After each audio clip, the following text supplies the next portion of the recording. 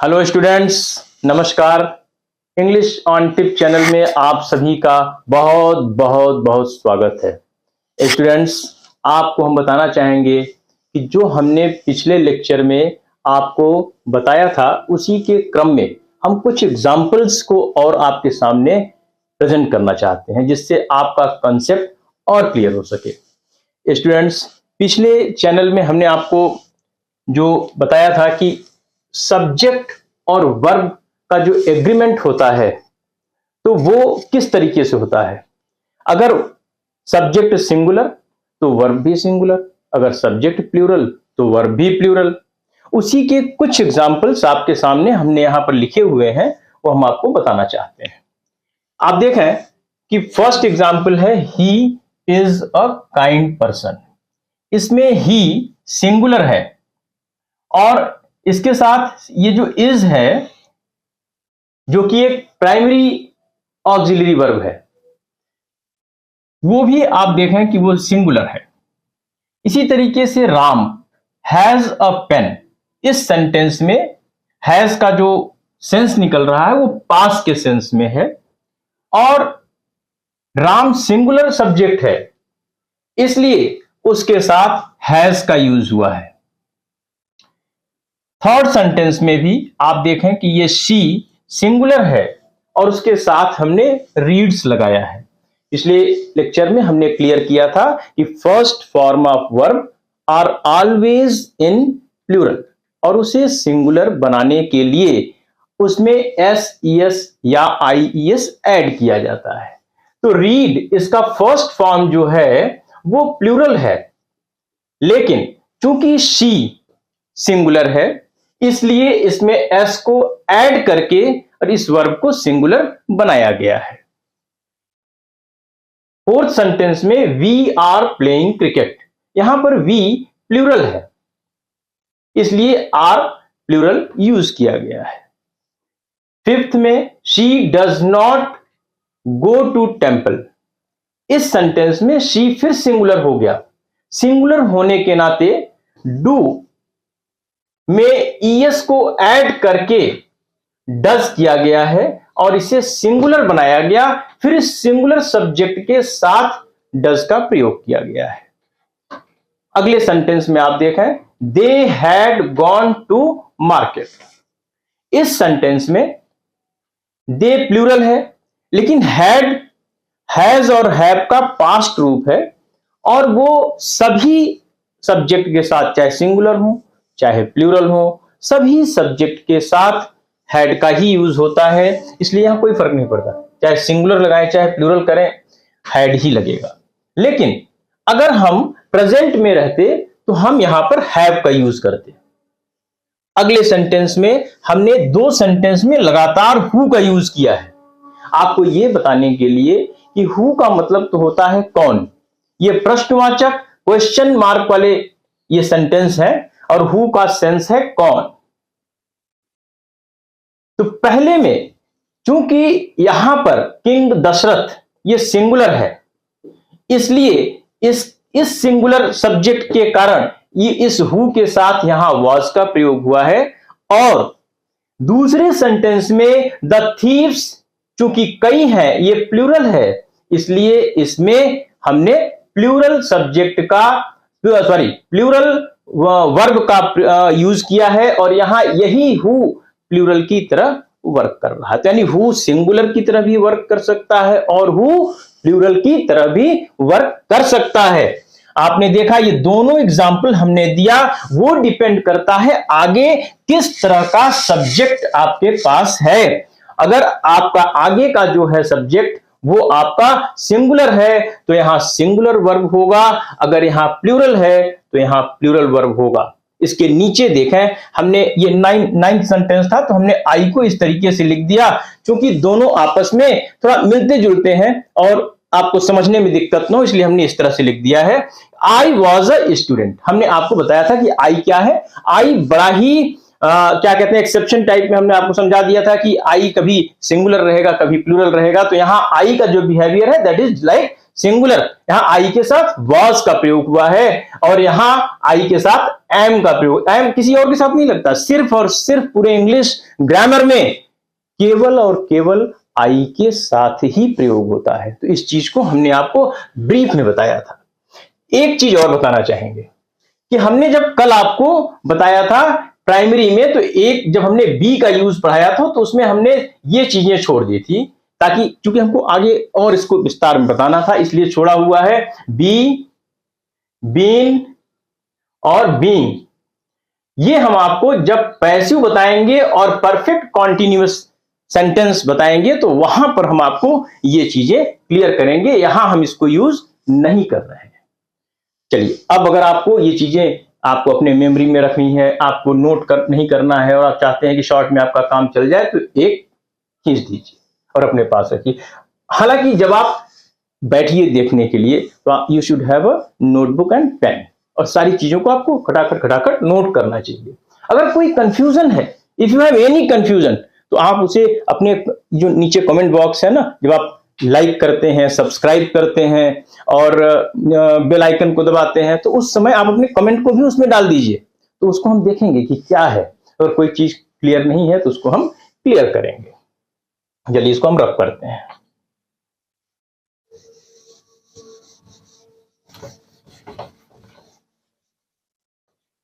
चलिए, इसमें अब इसके आगे का जो क्रम है, ऑक्सिलरी वर्ब का दूसरा पार्ट बचता है हमारे पास मॉडल का। अब हम उसी पर सीधे फोकस करेंगे। इसकी टोटल जो नंबरिंग है वो है 13। 13 कैसे है ये देखें, देखिए लिख रहे हैं will, would, shall, should, can, could, may, might, इसके आगे आता है used to, ought to, must, need not और dare not। काउंट कर लेते हैं कितने हो गए, 1 2 3 4 5 6 7 8 9 10 11 12 और 13, कुल 13 होते हैं मॉडल। लेकिन इनका जो यूज है वो हमें आना चाहिए, क्योंकि अब हम आपको कनेक्ट कर रहे हैं सेंटेंस फॉर्म करने से, इसलिए आपको इसको बताना यहां पर बहुत जरूरी हो गया है। अब यहां हम विल और शैल, ये आप देख लें दो, फिर चर्चा नहीं करेंगे, क्योंकि हम आपको अभी फ्यूचर इनडिफिनिट जब पढ़ाएंगे टेंस में तो वहां ले चलेंगे, वहां आपको हम इसको वहां पर हम कर देंगे, सेंटेंस बना देंगे। ये गा गे गी के सेंस में यूज होता है, गा गे गी। जैसे वह घर जाएगा, he will go home, मैं घर जाऊंगा, I shall go home। चलिए, फिलहाल नहीं होगा तो मैं अभी चर्चा कर ही दूंगा इसका। तो अब हम ये इसको आपने नोट कर लिया, मैं रफ करने जा रहा हूं, नहीं तो फिर एक स्क्रीनशॉट फिर ले लीजिए, रफ कर रहा हूं।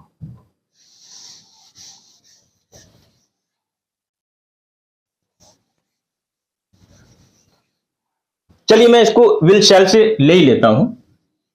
देखिए, विल शैल ये basically future indefinite, future indefinite में आते हैं। और गा गे गी, जिस हिंदी सेंटेंस के लास्ट में गा गे गी ये आता है, वहां पर इसका हम यूज करते हैं। फॉर एग्जाम्पल, मैं घर जाऊंगा, आई शैल गो होम। इसी तरीके से वह घर जाएगा तो ही विल गो होम। यहां पर ये शैल और विल मॉडल के रूप में है। इसी तरीके से जब हम आगे बढ़ते हैं तो आता है वुड, और एक आपने देखा उसी क्रम में था यूज्ड टू। हम इन दोनों को एक साथ बताएंगे, वुड और यूज्ड टू। कारण ये कि इन दोनों का आपस में संबंध है, उस संबंध को हम आपको यहां पर क्लियर करेंगे। संबंध यह है कि जब हमें पास्ट की हैबिट को शो करना होता है तो हम वुड और यूज टू का यूज करते हैं। फॉर एग्जाम्पल, जैसे हमें कहना है कि वह गाली दिया करता था। दिया करता था, इस सेंटेंस को सुनने पर आपको लगता होगा कि उसकी एक हैबिट की पार्ट थी, तो इसलिए हम यहां पर इस सेंटेंस को कहेंगे ही यूज्ड टू एब्यूज, या इस यूज टू के स्थान पर हम वुड का भी यूज कर सकते हैं। पूरे मॉडल में दो ही मॉडल ऐसे होते हैं जिनके बाद टू का यूज होता है। एक तो आपका यूज्ड है और एक ऑट है, यूज्ड टू और ऑट टू, और किसी मॉडल के बाद टू का प्रयोग नहीं होता है। ये नोट डाउन कर लीजिए कि केवल दो मॉडल हैं जिनके बाद टू का प्रयोग होता है और किसी मॉडल के बाद टू का प्रयोग नहीं होता है। पहला है यूज्ड जिसके बाद टू लगता है, और एक है ऑट। ये आपको नोट डाउन करके लिख लेना चाहिए। फिर हम आगे बढ़ते हैं। ये आपने देखा, जहां आदत अगर शो किया है, पास्ट की आदत, तो वहां हम इन दोनों में से चाहे यूज टू लगा दें चाहे वुड लगा दें, दोनों सही है। लेकिन एक बात ध्यान रखने की है कि जब कोई पुरानी आदत होती है, इसे एक सेंटेंस में तो पता चलेगा नहीं, लेकिन अगर कोई पुरानी आदत है तो उसको प्रेजेंट करने के लिए यूज टू का प्रयोग करते हैं, और अभी कुछ ही दिनों की कोई हैबिट अगर डेवलप हो गई है तो उसके लिए वुड का यूज करते हैं। ये you should know so that you may differentiate between these two. आगे बढ़ते हैं, इसको नोट डाउन करते जाइएगा।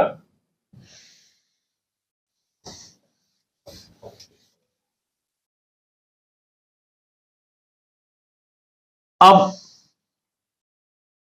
हम आते हैं कैन और कुड पे। कैन का पास्ट फॉर्म है कुड। ये सकना के सेंस में इसका प्रयोग किया जाता है, और ये सकता था। और शारीरिक क्षमता, समझने की बात यह है कि ये जो हमारे भीतर ताकत जो होती है उसको शो करता है कैन। फॉर एग्जाम्पल, मैं इस बैग को उठा सकता हूं, मैं इस बोरी को उठा सकता हूं, यानी हमारे भीतर इतनी क्षमता है कि मैं इस बोरी को उठा सकता हूं। ठीक है, ये हमारे मसल्स पावर को, हमारे भीतर के ताकत को ये शो करता है, ये कैन। और उसी का पास्ट है ये कुड। तो इस तरह का एग्जाम्पल, जैसे I can lift this bag. मान लीजिए बैग 100 kg का है तो हर आदमी तो उठा नहीं सकता, 200 kg का है तो हर आदमी तो उठा नहीं सकता। This can be lifted by someone who is very strong bye muscles, जिसके अंदर मसल्स की पावर होगी वो उसको उठा सकता है। तो यहां कैन इस बात को रिप्रेजेंट कर रहा है, इस बात को शो कर रहा है कि यहां पर शारीरिक क्षमता, फिजिकल कैपेसिटी की बात कही गई है, उसके स्ट्रेंथ की बात आती है। और अगर इसी बात को वो पास्ट में कहना चाहता है तो कैन के बदले कुड का यूज कर सकता है। और एक बात और ध्यान रखिएगा, कैन और कुड को जानते समय कि ये सकता है और सकता था के डेफिनेटली इसके सेंस में यूज हो सकता है, लेकिन जब बहुत कोई विनम्रता से अगर बात करनी हो तो वहां भी इसका यूज किया जाता है। आगे हम सेंटेंस में आपको फिर बताएंगे, लेकिन अभी हम इतनी ही चर्चा करके हम आगे बढ़ेंगे।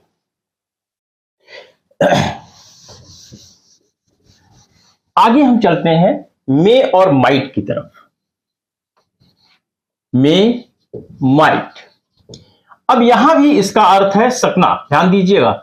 यानी कैन का भी अर्थ वही है और मे का भी अर्थ वही है।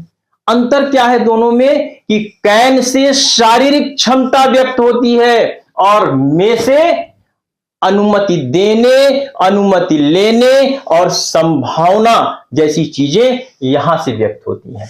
तो मे को आप ध्यान रखिएगा, भले ही सुनने में एक जैसा लगे सकना है, लेकिन वहां कैन से शारीरिक क्षमता आपको मिलेगा, वो रिप्रेजेंट करेगा, और मे जो है वो अनुमति देना, लेना और संभावना को बताएगा। जैसे बारिश हो सकती है तो it may rain, it may rain. और ये जो है बारिश, यानी कोई काम हो सकता था कि भी सेंस में होता है, लेकिन बेसिकली जो इसका यूज किया जाता है ये नजदीक की संभावना को व्यक्त करने के लिए मे का प्रयोग किया जाता है और दूर की संभावना व्यक्त करने के लिए माइट का प्रयोग किया जा सकता है। जैसे इट माइट रेन, बस अंतर यह है कि अगर थोड़ी देर में आज शाम तक बारिश हो सकती है और बादल एकदम घेरा हुआ है और आप कहते हैं बस बारिश हो सकती है, तो दोनों में थोड़ी सी गैपिंग हो गई। बस उसी गैपिंग को हम कवर इस मे और माइट से कर सकते हैं। दोनों में सकता है का सेंस हो सकता है। और जैसे कहीं आपको अनुमति देने की संभावना के अर्थ में मैंने बताया है, अगर कहीं अनुमति देने और लेने की बात हो रही है तो वहां आप यूज कर सकते हैं, जैसे ही मे कम इन। आपने ये सेंटेंस सुना होगा, आप कहते हैं बराबर मे आई कम इन, ये भी सेंटेंस आपने। तो इस तरह के सेंटेंस में आपको अनुमति देने और लेने की बात कही जा रही है। अगर पास्ट की यही बात कहनी हो तो हम इस मे के स्थान पर माइट का यूज कर देंगे। आप नोट करते जाइएगा कि मैं फास्ट चल रहा हूं, मैं आगे बढ़ रहा हूं। तो इस तरह के आपने देखा कि हमने आपको विल बताया, शैल बताया, कैन बताया, कुड बताया, मे बताया, माइट बताया, यूज टू बताया। अब हमारा बचता है शुड, मस्ट। देखिए, शुड बचा है, मस्ट बचा है और ऑट टू। इनको हम एक साथ आपको बताते हैं। शुड जो है नॉर्मली चाहिए के लिए यूज किया जाता है और ऑट टू भी चाहिए के लिए प्रयोग किया जाता है। लेकिन जो ये मस्ट है इसमें अवश्य चाहिए का भाव होता है, अवश्य चाहिए। For example, he should go, he should go, उसे जाना चाहिए। ही मस्ट गो, उसे अवश्य जाना चाहिए। यहां जो है ये चाहिए, ये कर्तव्य भावना को व्यक्त करता है। कर्तव्य भावना, आपकी ड्यूटी, आपका जो ड्यूटीफुलनेस है, उन सब चीजों को यहां व्यक्त करता है। जैसे for example, we ought to respect our country, हमें अपने देश का सम्मान करना चाहिए। यहां पर ऑट टू लगा देने से जो आपकी कर्तव्य भावना थी वो सामने आई है। हमें अपने बड़ों का सम्मान करना चाहिए। We are to respect our elders, we are to respect our national flag, we are to respect our national song, we are to respect our lords, we are to respect our elders, जो भी कह लीजिए। तो यहां पर ये कर्तव्य भावना को, तो आपने सिंपल में देख लिया कि शुड कहां हम यूज करते हैं, मस्ट कहां यूज करते हैं और ऑट टू कहां यूज करते हैं। इसके बाद दो और बचते हैं 13 में से, जो नीड नॉट और डेयर नॉट। इसमें हमने पहले ही नॉट लगा रखा है, इसको ध्यान रखिएगा। नीड नॉट और दूसरा है डेयर नॉट। ये आवश्यकता होने से इसका सेंस है आवश्यकता होना, और ये साहस करने से, साहस से इसका सेंस होता है। नीड नॉट, जैसे आई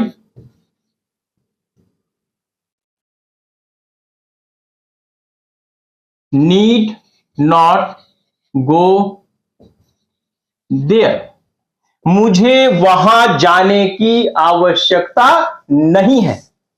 इसी तरीके से अगर हम ये कह दें, he dare not come here, उसे यहां आने की हिम्मत नहीं है। सेंटेंस देखिएगा, मुझे वहां जाने की आवश्यकता नहीं है और उसे यहां आने की हिम्मत नहीं है।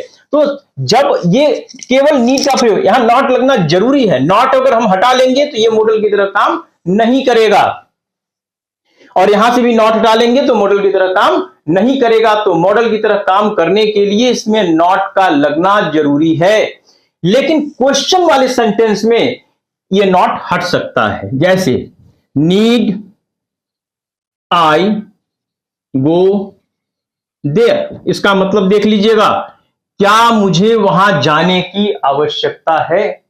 मन में आपके आता होगा कि यहां हम टू लगा दें, लेकिन किसी भी मॉडल के बाद, नोट इट डाउन, कि किसी भी मॉडल के बाद टू का प्रयोग नहीं किया जाता। मॉडल के बाद ध्यान रखिएगा, न तो हम यस यस जोड़ेंगे कहीं भी ये सब, और न ही टू का प्रयोग करेंगे। ये चीज आप नोट कर लीजिए। तो ये हमने आपको पूरा मॉडल बता दिया। अब आज हमने जो आपको बताया वो हमने क्या बताया, पूरा ऑक्सिलरी बता दिया, और आपको हमने संक्षेप में सारा बता भी दिया है। अब आप इस पर एक्सरसाइज करिएगा, और keep it learning, keep it watching. See you again, thank you very much.